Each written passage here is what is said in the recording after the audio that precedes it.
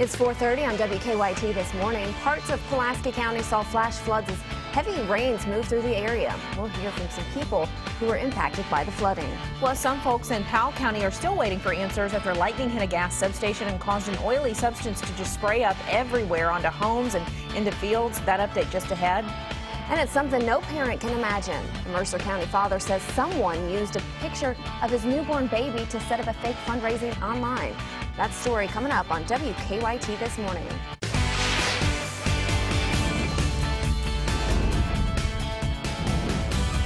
This is WKYT This Morning. Good morning. Welcome into you. I'm Rebecca Smith. And I'm Michelle Chamberlain, sitting in for Bill Bryan, who has a much-deserved morning off. Yes, good for him to have the Friday off. And let's get a check of what this weather has in store for us on Friday with Micah. Crossing our fingers, we can try to push this rain out of here. And I'll tell you this, it's not widespread today. What we're going to be seeing is mainly east and southeastern Kentucky. That's the best chance to actually see some rain today. You're already seeing it there this morning, and it's basically going to stay in that location as we travel throughout your day. 72 degrees there in Frankfort, 72 now in Jackson, London, Corbin, those areas seeing some passing showers early this morning. Most of this is going to be eastbound at 89 degrees. So this is one of those days you knock out some yard work, you knock out some plans, because once we hit the weekend, one day in the weekend, it looks pretty rainy. I'll show you that coming up in a few minutes. Thank you, sir. It did not take too long for heavy rain to start flash flooding in parts of Pulaski County. This is what it looked like in Eubank after the rain fell. One man even used a boat to get around as high water surrounded some homes and cars in that area. Now, Victor Puente talked to some of those people. This video wasn't taken in a river, but in a yard. The quick-moving storm earlier today brought all that rain. It changed real quick. I was in the garage about 5 minutes, and when I walked back out, it had rose, well, about 3 or 4 foot within 5 minutes. The water left a clear mark, showing how close it got to going inside this home. As fast as that water rose, it was gone almost as quickly. Both men tell me the yard was clear within about half an hour. But before it went down, they took advantage of their sudden lake. Yeah, I was just sitting there looking at it, and I was like, got a great idea. I'm going to go boating. Last time I seen it get that high was probably 2009 when I was on the fire department up here. But they were also watching for drivers, many of them ignoring good advice. From my training, being a firefighter for so long, turn around, don't drown, I guess you could say, but everybody's driving through it, of course. In Pulaski County, Victor Puente, WKYT. Clay County looks like it was one of the hardest hit areas. Some streets in downtown Manchester flooded as heavy rain fell. This eyewitness video comes from The Makery, a business in Manchester. Clay County leaders say the flooding caused some minor damage to a few homes around Manchester, and they say it also caused the blacktop on a couple of roads to buckle. Crews have been repairing some of the damage. No injuries have been reported. Flash flooding was also reported in Montgomery County. Cindy sent us this eyewitness video from Jeffersonville. She says at one point, high water along this creek caused it to spill over parts of Sawmill Road. Now remember, we can help you track storms with the WKYT Weather Plus Traffic app. It's free to download from either the app or Google Play stores. People in a Powell County neighborhood and county leaders say they're becoming more frustrated. They've been demanding answers about an oily substance that sprayed out onto homes after lightning hit a gas substation on Monday. They expected answers yesterday, but they still feel that the gas company is not giving them enough information. Monique Blair has the update. We will have the samples tomorrow afternoon. They've been given to that will be the absolute confirmation. Okay. After Kinder Morgan representatives, which is the company that owns the Tennessee gas pipeline here, repeatedly told the crowd Wednesday night that they would have the sample results by Thursday. The only information the company has released as of now is that they do have preliminary results, and those results are favorable. But Powell County Judge Executive James Anderson says he expected more detailed results than what was released Thursday. It's frustrating to me, but it's more concerning for my citizens. That's what I've indicated. Hopefully these tests do come back, show that, there's not any danger. During the meeting Wednesday, Kinder Morgan reps said the oily substance is likely not dangerous, but the people affected say that doesn't ease their concerns. It's like the Irwin Brothers story. Them people thought they were telling him the truth too, but we're not saying that they're not. But there's just going to be that if there, or if did we really get the whole story. Add to the possibility of health risks. We raise cattle, we sell it. It's kind of like our secondary income. Many people in this rural section of Powell County use their gardens and their livestock as a source of income. And now people like Wanda Sizemore have already chalked everything that the oily substance touched to a loss. I say I gave my mother some food and she come down sick, and you know, say later on down the line cancer, I think, did I do that? Or did I do that to my grandkids? No, I will not take that chance. In Powell County, Monique Blair, WKYT. Well, Kinder Morgan has not said when they will release actual results, but in the meantime, the judge executive says the county is doing their own sampling of the substance to get the most unbiased results possible. People in Laurel County are investigating a crash that left one man badly injured. It happened late Wednesday night on US 25 at the intersection of American Greeting Card Road near Corbin. The Laurel County Sheriff's Office says Clarendon Smith ran into the path of an SUV while trying to cross US 25. Deputies say the SUV then hit Smith. They say he was airlifted to UK Hospital in critical condition. We're learning more about a deadly accident in Mercer County business. Investigators have identified the victim as David Huff of Shelbyville. They say Huff was operating a front loader at Southern States in Harrodsburg when he had an accident and died. Investigators say Huff died at the scene. They have not released many details about how the accident happened, but they say OSHA is handling the investigation. A Mercer County father says someone used a picture of his newborn baby to set up a fake fundraiser online. Colin Lieber says his son Henley was born with a birth defect that caused his intestines to grow out of his body. Despite surgeries, the baby died on Monday. But Lieber says he was shocked to find that someone had set up a fake fundraising page in Henley's name. He says a woman stole the baby's picture online, put up a GoFundMe page, claimed he was her son, and asked for money. It's mind-blowing because I never thought that would happen to me, and I most certainly don't want that to happen to anybody else. Harrodsburg police say there is an ongoing investigation into the fake fundraising page. Lieber says the family did create another fundraising page on another site to help pay for burial costs. We have a link if you'd like to help out for that on WKYT.com. Lexington police are investigating after they say a child was left alone inside a daycare van for hours. They say the child attends Precious Jewels Daycare on Augusta Drive. Police say the mother told them the daycare's van was supposed to drop off the 3-year-old child at home Tuesday afternoon. But police say when the mother arrived home from work that night around 11, the child's 16-year-old sister told her he was never dropped off, so they called police. Around 2 in the morning yesterday, police say the daycare owner and her husband found the child alone in the van parked outside the daycare. Police say the child appeared to be okay. So far, no charges have been filed, but police say the Cabinet for Health and Family Services is also investigating. President Barack Obama says it's much harder today for terrorists to carry out large-scale attacks, but he also says terror organizations are becoming more nimble. Yeah, the president touched on that topic among many others during a news conference. Craig Boswell has more. President Obama said advances by coalition and local forces have significantly weakened ISIS in Iraq and Syria. The decline of ISIL in Syria and Iraq appears to be causing it to shift to tactics that we've seen before, an even greater emphasis on encouraging high-profile terrorist attacks, including in the United States. The coalition continues to pound ISIS targets, and the U.S. just expanded those airstrikes to Libya. Their military defeat will not be enough. So long as their twisted ideology persists and drives people to violence, then groups like ISIL will keep emerging. The president defended a $400 million settlement payment in cash to Iran, insisting it was not for the release of American hostages. We are so strict in maintaining sanctions, and we do not have a banking relationship with Iran, that we couldn't send them a check. President Obama was repeatedly asked about the race for the White House and Donald Trump, beginning with Trump's claim the election process could be rigged. Of course the elections will not be rigged. What does that mean? The president also expressed skepticism about working with Russia to reduce violence in Syria. Craig Boswell, CBS News, the White House. The president also said the Zika virus that has emerged in Florida is a serious threat to Americans. He's urging Congress to take action because money to fight the virus is quickly running out. WKYT This Morning is just getting started. Yeah, thanks for starting your day off with us. What age should kids be allowed to stay home alone? We'll take a look at some guidelines in today's Mom's Everyday Minute. Some of those showers over toward east and southeastern Kentucky at this moment. The front's going to be moving on through this weekend, so we still have those chances next 48 hours. I'll show you that hour by hour coming up.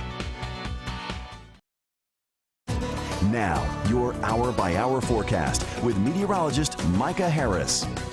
We have some showers still going on over in east and southeastern Kentucky early this morning. I'm meteorologist Micah Harris getting you updated on your morning. And you can see over toward the eastern zones, it's not much, but it's just enough to still not really help us out as we go throughout the next few hours, because these are areas that we've had some problems in the past several days. So we're just adding to those problems in these regions. And all that water there on those mountains just flow right into the valleys. And that's where you get those problems. That's where it adds up very rapidly. Even if you only pick up 2 inches of rain, still all of that rolls down in those creeks and streams. It just becomes a problem. By the afternoon, we're still holding on to those chances of rain. And those temperatures will be right around 89 degrees. So most of us stay dry today. Most of us. Not all of us, but the eastern zones, that is the best likelihood of actually picking up on some showers and some thunderstorms. And towards your afternoon and evening, they're still there. Off into the night and into tomorrow morning, then we start talking about the western zones. Western zones, that's when some rain creeps on in as that front nudges closer to us. And so the warm and humid air, that's going to remain. That'll stick with us all the way through next week. But the front on Saturday will bring us some showers and thunderstorms in the forecast. Much, much better there on Sunday. So there is some good news for us, but it's on Sunday, not so much Saturday. So if you're making any plans, just know you might want to have a backup plan just in case they're on Saturday. Here's your 7-day forecast, and let's break it down for you. Today, it's a 40% chance of rain. Most of that is going to be eastbound. Saturday, a little better opportunity. Storms will be likely there on Saturday. It's 60%. Not everybody will see rain, but if you do, it's going to be heavy rain. And not only that, but the flash flooding concern will be with us on Saturday. Sunday, mainly dry along with Monday, so kicking off next week isn't all that bad. And if you're trying to make plans, head out to the lake, river, whatever it may be. I would say still go, take off. And it looks like you might have to dodge a few storms, but it's not going to be an all-day event. It's kind of like yesterday where we had a storm pass through here in Lexington, and the rest of the evening was really, really nice. So that's just the way it's going to go with these systems as they travel on through. But it does look like Saturday, guys, that'll give us storms likely in the forecast. And so we just need to be watching out for that, because you saw it yesterday. You've seen it the past week or two, that any of these heavy rains that fall could cause some flash flooding issues, especially with those creeks and streams, those low-lying valley areas. Everything's just so saturated. It's hard to get away from it. As long as we have one nice weekend day. That would be nice, wouldn't it? Most of us are happy. Absolutely. Thank you, Micah. So at some point, parents need to make the decision to let their child stay home alone. Okay. Hope not. Yeah, I'm still far off from that, but it's coming, right? We have some advice for parents for when you do make that decision in today's Mom's Everyday Minute.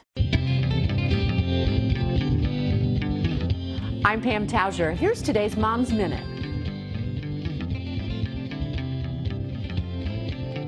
Parents know their children best. Yes. So it's really difficult for me to give a blanket age of when you can start leaving your child home alone. But that's also why it's hard to know. Yes. As a general rule, I like to think of the number 10. Okay. 10 is about the age when I think parents can start to think about experimenting with leaving them home. Parents should consider having a list accessible for their kids. Okay. And this is just an example of one. It's important phone numbers. Okay. Kids need to know if there is an emergency, who should I call? So obviously 911, Sure. But not for every type of emergency. Exactly. It's also a good idea to rehearse situations that could arise and make sure they know the family rules. Just tell your kids, I'm not trying to scare you, Right. I'm trying to prepare you. And with the right preparations, being home alone can be a nice break for both kids and parents. For more ways to make mom's life easier, check out momseveryday.com. For these tips and more, go to WKYT.com. Click on Moms Every Day. So when WKYT This Morning returns, A Clay County couple claims their landlord kicked them out of their apartment because they're gay. We'll have more in their story coming back on WKYT This Morning. Keep up with the latest news on WKYT.com. Join the conversation on Twitter and become a part of the WKYT Facebook family. Welcome back in. A Clay County couple claims their landlord kicked them out of their apartment because they're gay. Yeah, Joshua Melton and his husband James say they lived in the apartment for about 9 months, but they claim in June their landlord, Manchester City Council member Esther Thompson, showed up one day and told them to move out. The couple also claims she used a homophobic slur and assaulted them. They also claim they didn't receive any help from Clay County leaders, including the county attorney. I cried. There was nothing we could do. We had to get out. So for them to say that, we are that we did not do anything to help them is obviously inaccurate. I mean, the record must speak for itself. The county attorney says he did help by filing a criminal complaint over the assault claim. As for Thompson, she refused to comment. She'll be arraigned on the assault complaint next week. The Kentucky Equality Federation has asked the U.S. Attorney's Office for help with this case. A Pulaski County mother faces charges after police say she put her children in danger. State police arrested Whitney Phelps. Police say a neighbor told them one of Phelps's children came next door and said he couldn't find his parents. When police arrived at Phelps' home on Lewis Waddle Road, they say they found medical syringes throughout the home, along with pill residue. They say Phelps was inside a locked bedroom at the time, and police say social services took the children from the home due to bad living conditions and a bug infestation. A judge has ordered the owner of a Scott County cemetery to finish the work he promised customers or give them a full refund. More than a dozen customers said Crestlawn Cemetery owner Adele Shackelford did not install headstones or grave markers even after being paid. So Kentucky Attorney General Andy Beshear's office filed a lawsuit. Customers say they're glad a judge has ordered Shackelford to do the work. He's wrong. He's a thief. And I'm hoping that this is going to stop him from hurting anybody else. Shackelford was not in court yesterday. The Attorney General's office says he did not respond to the lawsuit. The AG says she'll keep an eye on the situation and take action if Shackelford doesn't comply with the ruling. Today, 2 new Fayette County elementary schools will have ribbon-cutting ceremonies. At 10 o'clock this morning, Coventry Oak Elementary School will have theirs. That school is on Huntley Place off of Georgetown Road. And at 2, Garrett Morgan Elementary School will celebrate its opening. It's on Passage Mound Way off of Polo Club Boulevard. Fayette County Public Schools have their first day back to school this coming Wednesday. We've learned a Central Kentucky airport will receive money from the state to pay for pavement renovations. Governor Bevin says the Georgetown Scott County Airport will receive more than $1 million. He says it's part of a larger effort in which the state will hand out $20 million to general aviation airports around the state to help pay for pavement projects. A new ATM in Cincinnati can go a long way in feeding your appetite. A new pizza ATM, oh look at that, is about to debut on the campus of Xavier University. It's the first pizza dispensing ATM in North America. It's expected to sell about 300 hot pizzas throughout the day. The machine takes about 3 minutes to cook the pizza and you get to choose your toppings. Each pizza costs $9. The ATM goes into service next week. Do not tell my husband about that, because he will be demanding. I wish they had that when I was in school. Isn't that cool? It is a good idea. Yeah. So coming up next, we'll take a look at some of the stories we're working on this morning. Yes, we will. And we'll also have another look at your morning forecast. Welcome back to WKYT this morning. Thanks so much for joining us on this Friday. It's Friday. Isn't that great? Finally, it is exciting. That is the best news of the day, probably, you'll hear. Well, it's time to take a look at some of the stories we are working on for you this morning. We're following a traffic alert this morning in Lexington. Crews are still cleaning up after a semi crashed and left behind a mess on Interstate 75. We're live at the top of the hour looking at how that will impact your morning commute. And let's get a check of weather right now from Micah. Yeah, and we have still some showers back toward southeastern Kentucky, and they're slowly but surely trying to move on out, but it's just going to take a while with this system as it pushes on through the mountainous regions. Remember, as I always say, in the mountains, it really is a system push on through. If it's not a very strong system, it takes some time. It just kind of sticks there and slowly moves on out. So it's really going to get into the afternoon, and most of that is going to be east. We'll have much more coming up.